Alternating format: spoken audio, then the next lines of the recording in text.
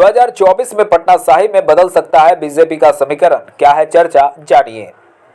BJP की राष्ट्रीय team में इस बार बिहार से सिर्फ ऋतुराज सिन्हा को ही जगह मिल पाई थी। उन्हें उनके काम को देखते हुए दोबारा राष्ट्रीय सचिव की जिम्मेदारी सौंपी गई है। 2024 के लोकसभा चुनावों से पहले बिहार में उनके चेहरे पर भरोसा करके पार्टी ने एक बड़ा संदेश देने की कोशिश की है। वह अभी फिलहाल पूर्वोत्तर में पार्टी प्रभारी के तौर पर भी जिम्मेदारी संभाल रहे हैं।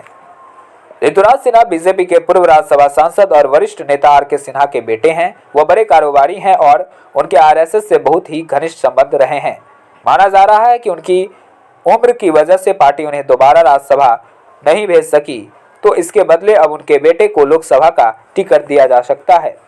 पटना साहिब से ऋतुराज सिन्हा क्यों हो सकते हैं उम्मीदवार? बिहार के राजनीतिक मामलों पर अच्छी जानकारी रखने वाले एक वरिष्ठ पत्रकार अमरनाथ पांडे ने एक बातचीत में कहा है कि पटना साहिब से बीजेपी के मौजूदा सांसद और पूर्व केंद्रीय मंत्री रविशंकर प्रसाद के टिकट पर उनकी उम्र की वजह से संदेह का साया मंडरा रहा है, क्योंकि अगले साल तक वह 70 की दहलीज पार कर लेंगे। ऐसे में पटना साहिब सीट से ऋतुराज सिन्हा बीजेपी के सबसे प्रभावशाली उम्मीदवार हो सकते हैं। बहुत कम उम्र से ही बीजेपी में निभा रहे हैं प्रभावी भूमिका।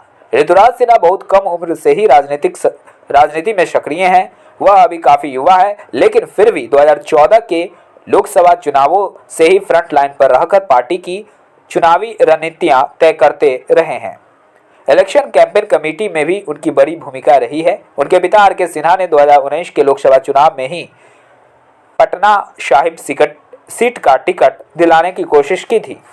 2019 में रविशंकर प्रसाद को मिला था मौका, लेकिन बाद में प्रधानमंत्री नरेंद्र मोदी और तत्कालीन बीजेपी अध्यक्ष अमित शाह की नजदीकियों की वजह से रविशंकर प्रसाद को यह सीट दी गई। तब वे केंद्र में मंत्री भी थे और उन्हें राज्यसभा के बदले लोकसभा में लाने का फैसला पार्टी के शीर्ष नेतृत्व ने किया था। 90% संभावना ऋतुराज होंगे उम्मीदवार।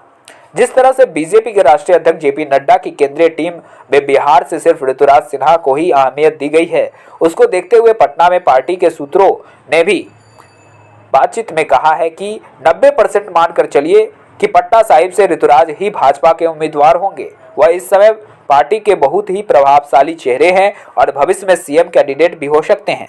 भाजपा सूत्रों की माने तो ऋतुराज सिन्हा एक सफल उद्यमी होने के साथ साथ अपनी काबिलियत के दम पर पार्टी के शीर्ष नेताओं के बहुत जल्द करीब हो चुके हैं। उन्होंने बताया कि पटना की गलियों में घूम जाइए, तीसरी बार मोदी सरकार वाले पोस्टर और बैनर में निवेदक के तौर पर ऋतुराज सिन्हा का ही नाम दिख जाएगा। हालांकि ऋतुराज सिन्हा से इन अटकलों पर टिप्पणी मांगी गई तो उन्होंने कहा, मैंने तो राष्ट्रीय टीम में भी दावेदारी नहीं जताई थी, लेकिन मुझे दोबारा राष्ट्रीय सचिव बनाया गया है। हमारी पार्टी में शीर्ष नेतृत्व ही तय करेगा कि वह मुझे क्या जिम्मेदारी देना चाहता है। इसके बारे में मैं क्या बता सकता हूँ। गौरतलब है कि 2019 में रविशंकर प्रसाद पहली बार लोकसभा चुनाव लड़कर भी जीत दर्ज की थी। वह मोदी सरकार के पहले कार्यकाल में भी कद्दावर मंत्री थे और दूसरी बार भी पीएम मोदी ने उन्हें बड़ी जिम्मेदारी सौंपी थी, लेकिन बाद में उन्हें कैबिनेट से हटा दिया गया। वैसे अभी भी बड़े मुद्दों पर वह मीडिया में सरकार और बीजेपी का पक्ष जोरदार तरीके से रखते हैं। बता दें कि पटना साहिब देश का एकमात्र लोकसभा क्षेत्र है जहां कायस्थ मतदाता ही चुनाव में हार या जीत तय करते हैं।